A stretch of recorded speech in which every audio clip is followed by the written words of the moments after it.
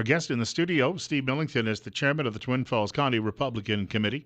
He'll be joining us in just a second, but I do want to make a quick mention and say a thank you, if I could, to Don Chandler, who was in studio with us yesterday. That's the same name, by the way, of a former Packers kicker. I just want to share that with you. I know there are a lot of Packer fans in the area because of Jerry Kramer's relationship with Southern Idaho. But Don was in studio with us yesterday. We were talking about the Total Body Transformation System, which promotes healthy weight loss and wellness. And he explained to people this is actually sometimes, if you think about it, it's healthier. The meal replacement system is actually healthier than a lot of what most of us end up eating.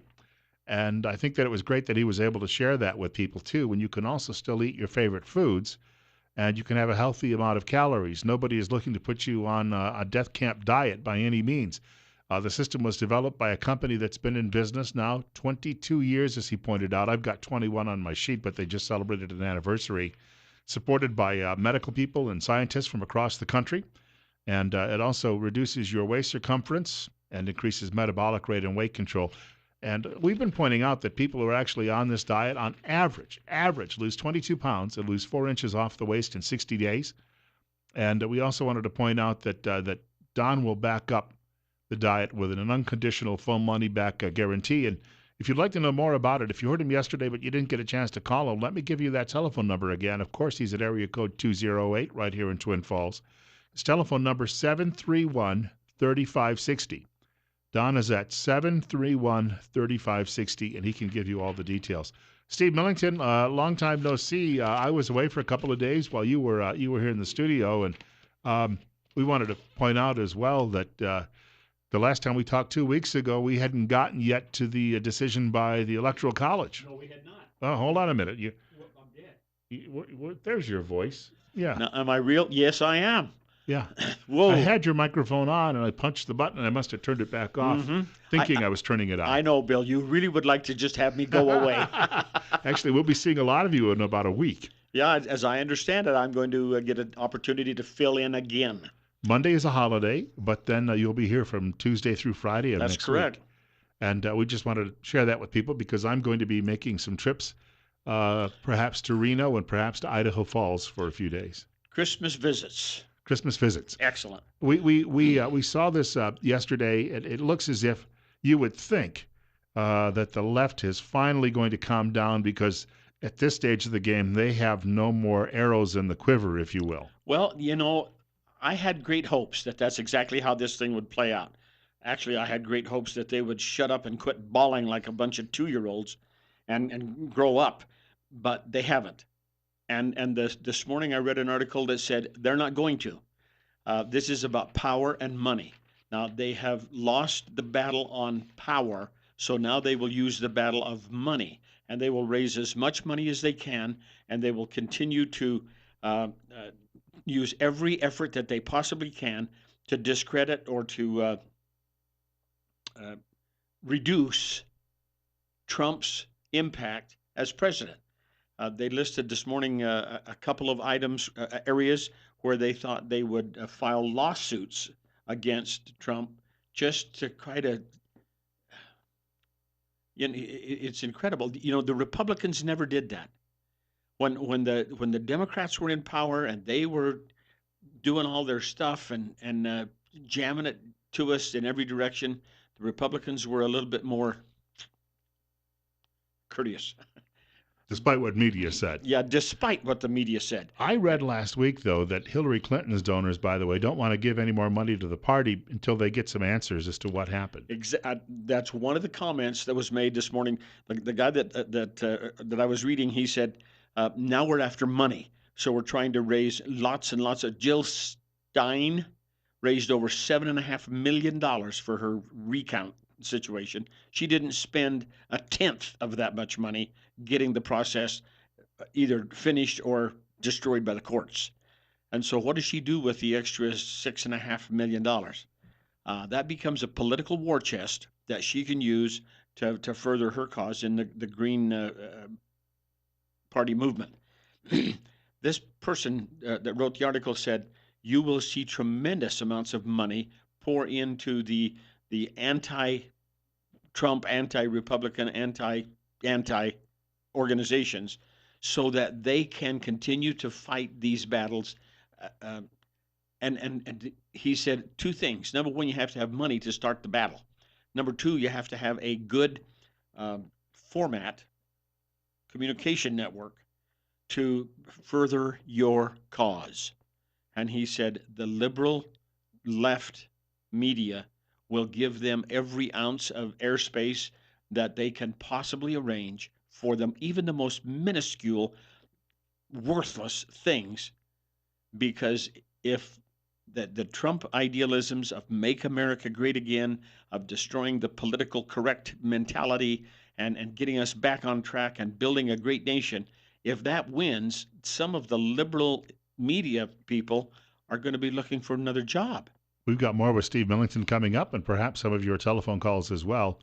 It's 8:40. It's 26. I've got to actually share with Steve too some comments made by.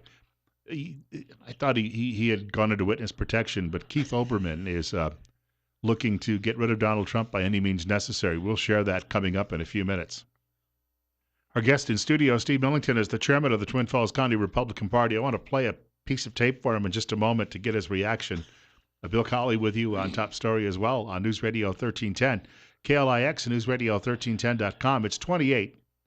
Our telephone number 736-0300. Hey, just want to remind people, a lot of folks getting together with family this weekend for the Christmas holiday.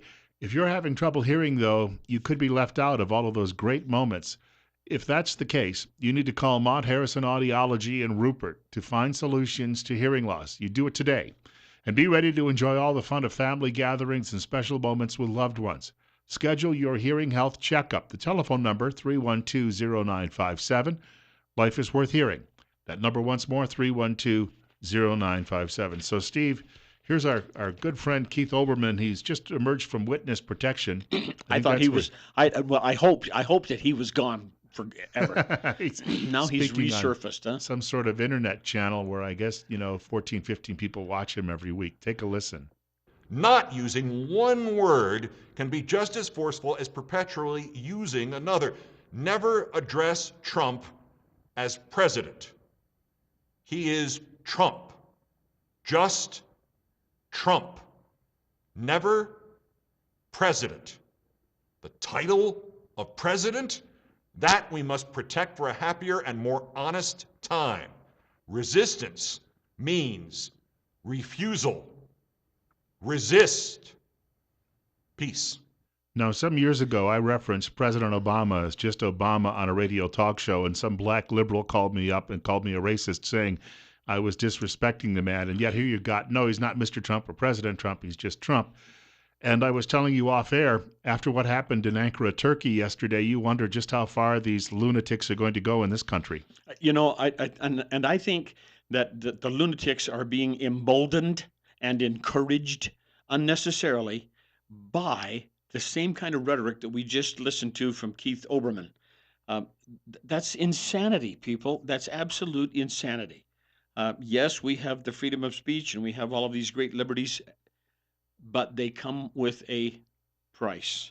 And if we destroy the value of those liberties, and that more importantly, the structural entity that makes up the United States of America, sooner or later we destroy the foundation, and then the whole thing collapses.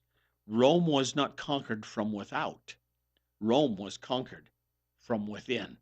And the greatest challenge, I heard you in your earlier segment this morning between 8 and 8:20, and you said the greatest challenges we have facing the United States today is not Russia, and you mentioned one other one, I forgot it already, shame on me, but you mentioned two major challenges that we have got to face and be realistic about. One was China, the other was the Islamic Caliphate. Right. Yeah. Yeah. Caliphate. And they, either one or both of them, have no qualms about the challenge to the United States of America. And quite frankly, that is our greatest. Russia is not necessarily, well, they're not our friend. They are an enemy. But the probabilities or possibilities that they could raise havoc with the United States are not nearly as great as China. China may not attack us militarily, but they are in a position where they could do great damage economically to the United States. And that's an area where that, because we've never seen that kind of a challenge, a front, we don't know what to do about it. Islamism, I read just an article yesterday, and they said, can they ever be assimilated into another culture? And there was about 10 questions, and the answer to every question was no, because they believe this. No, because they believe that. No, because will they ever adapt into America? No, because their belief is to Islam, not to the American ideals and standards, not to a Christian background, not to a background that fosters and encourages and, in fact, pleads for liberty and peace for all nations. Not as far as they're concerned. The Islamic people are concerned. It's only when we dominate you. Uh, they can they will they ever subscribe to and be part of the American rule of law? No, not if it ever conflicts with the teachings of the Quran. We've got a caller or two looking to join us this Oh, morning, boy, 736 already. 0300. And caller, if you're still with us, you're up next. You're on KLIX with our guest, Steve Millington. Good morning. Good morning, gentlemen. Steve, you will remember about 4 years ago, in that same room you were in with Jill Scheme, let's not forget that we did jump on her back about Obama getting back in. But the point is the left, her idea was, too bad, so sad. He is now the president. You all need to just lay over and let us rub your tummies. That was her idea. But yet, now that the right has won, all of a sudden now these guys want to be constitutionalists, which they are distorting. And I really feel the people that have had their eyes slightly open are seeing what's going on and realizing how far the left has gone over the cliff. You're right. And I think more than anything else, what we're really being subjected to is a fight of ideologies. And they cannot stand the idea that their ideology has been rebuffed by so many people in so many places. And last night they were talking about the electoral college balloting and so forth, and they put a map up on the wall that showed in bright red or in dark blue the counties that voted one way or the other. And of course, I wanted to take a real good look at Idaho to see what we had, and I think we had 2 counties in Idaho that voted for the Blues. One would be Blaine. Yes, one was Blaine. And I think the other one was up north, but I'm not sure. Probably around, Moscow. yeah. So, but anyway, so many countries, and the person made a statement. They could drive from the Florida Keys, clear to British Columbia, and never cross a blue county. Yeah. Isn't Never that cross a impressive? blue county. And we say British Columbia, well, yeah, that could be North Idaho. It could also be the very eastern fringes of the state of Washington. Even though they voted Democratic, the eastern fronts of Washington is still very much conservative and Republican in nature. They just are held back because of their small percentage in their entire state. We have another caller with us, and we want to mention it's 8:50. We've got 26. Steve Millington, our guest on News Radio 1310, KLIX, and NewsRadio1310.com. Bill Colley with you on Top Story as well. And caller, you're up next. Thank you for your patience. Yeah, good morning. You may not be aware, Bill, but Steve is a singer besides being chairman of the Republican Twin Falls County here. And I want to point out his wife, Natalie, conducted a beautiful choir at the Methodist Church in Buell Sunday afternoon. It was a beautiful program, and I understand they put it on also Wednesday night. And but it was a community choir, and it was just absolutely so. Maybe sometime you can get Steve to sing a solo on the program there. So, Can I but tell you too, Adrian, that Natalie's also a great baker, as any, I've discovered. okay. Well, anyway, um, anybody that they have this program every year, and so put it on your calendar if you hear about it to attend. But on a more serious note, I turned on Good Morning America, and there was none of the lead stories had anything about Trump, finally winning the Electoral College. And finally they got to it, but all they showed was pictures of protesters. But like I say, what Steve and what you've been commenting this morning, they're poor losers. I mean, their dedication and their organization, especially with the mainstream media being what it is. But I've got a book that's was published in 1969 by Herman Dinsmore, and it's called All the News That Fits. And the New York Times has been leading the charge to destroy this country. They led the Vietnam anti-war effort, and they have been leading the charge. And of course, our local paper here is Washington Post, and so we get a full dose of that as well. But they have totally lost their credibility, and I agree with some of the radio hosts besides yourself that the national media doesn't deserve any kind of attention.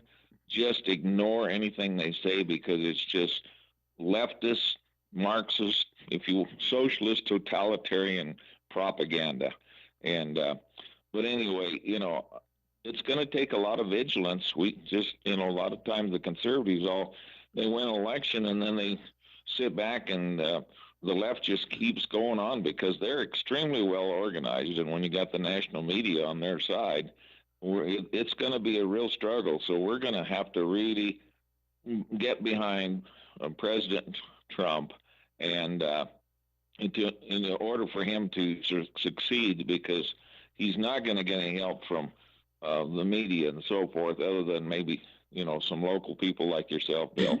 Anyway, your column in the paper as well on the last two have been just fantastic as usual. So, Hey, thank you. anyway, Steve, Thanks. That's a great program. Thank you Thanks, very Adrian. much. Appreciate that so much. Yeah, it's good. Good. Next year, you should have told me in advance. I'll make it next year. Hey, we got about 4 minutes left. 8:54, and Grant Lopes is coming up following news just after 9 o'clock this morning. We're at 28. Clear up to 28. Good gracious, man. We have a heat wave. We've got to ask you quickly. Lots of talk because we're going to have, with New Year's coming, some more candidates coming out of the woodwork. I've talked to at least one potential candidate for lieutenant governor who has not yet announced but is considering an announcement. And I think we're going to see some more candidates.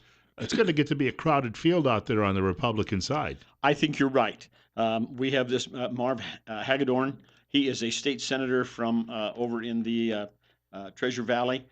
I want to say Meridian or Canyon County area.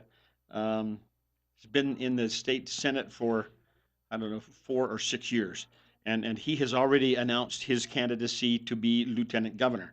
I am with you, and I'm sure that the name that you have heard who is going to announce for lieutenant governor is most likely not the same name that I have heard that's Right. going to announce for lieutenant Right. governor. So we could have 3 potentials for lieutenant governor: Hagedorn and 2 seriously thinking, seriously planning, but unannounced candidates for lieutenant governor. We could end up with 4 for governor. And I think it's at least 4 and maybe 5. We already have announcements from Brad Little and from Russ Fulcher. There is still this ongoing, won't go away thing about Labrador. He's the 800-pound gorilla in this whole discussion. That's right. He is the big boy in the room. And the fact that he was not chosen by Trump yet to be in administration, okay, fine. That leaves him maybe to come back and be in the governor's race. I had a conversation this morning at about 7 o'clock with a couple of friends from the Treasure Valley area, and they said, we can guarantee you there is another name that you're not familiar with. And I said, come on, tell me. and they said, can't do it yet, Steve. But it's coming. It's going to be a major surprise. It's well organized. They are getting things put together. So I know that we're looking at 4. I have heard of a 5th entrant into that. And now we're getting a very crowded field, a very crowded field. 4 of them, we can winnow that down through the primary election process. And believe it or not, the primary election process is only less than 18 months away. And we should point out, just because of the way the voting numbers shape up in Idaho, the winner of the primary is likely the winner of the general election. Has been the past few years. Yes. Yeah, has been the past Not that few you're years. upset about No, that. I've been okay with it. So it'll be interesting to see as these announcements roll out probably during the winter months of the year. It could be real interesting. And next week, Steve will be back on Tuesday morning. In fact, he's here from Tuesday through Friday next week. So do we have any time left? About a minute. Okay, there was a guy 40 named seconds. Henry Wadsworth Longfellow wrote a poem called I Heard the Bells on Christmas Day. And so here's my Christmas wish for everyone.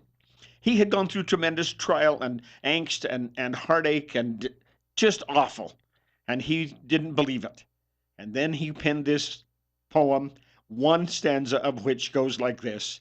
Then pealed the bells more loud and deep. God is not dead. God is not dead, nor doth he sleep. The wrong shall fail, the right prevail, with peace on earth, goodwill to men. Merry Christmas to all of you. Have a wonderful holiday. It's been my privilege and joy to be participating the past year, and may the great riches and blessings of Christmas time and the hope that it brings rest with you and your loved ones. No time left for a song. Merry Christmas. So Steve will sing next week. We've got news coming up in just a few moments. Grant Loebs will join us after the 9 o'clock news this morning. I also wanted to point out tomorrow morning between 8:30 and 9 o'clock, one of the representatives from Dr. Jonathan Tripp's office in studio with us between 8:30 and 9 o'clock. Of course, Better Health with Tripp Family Medicine. We have a discussion. And, of course, if you're looking for a new doctor, he's looking for patients. And they can often see you on the very same day, located on Fillmore Street in Twin Falls, directly across from the main post office. And remember, life's too short not to feel good.